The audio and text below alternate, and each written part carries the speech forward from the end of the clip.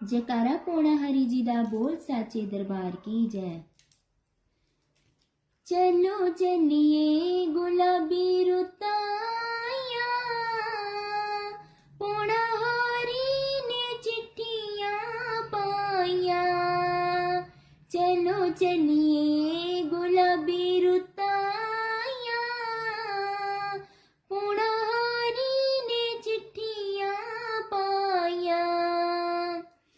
हुआ चेत महीना चेते करी जानिया, आया चेत महीना चेते करी जानिया।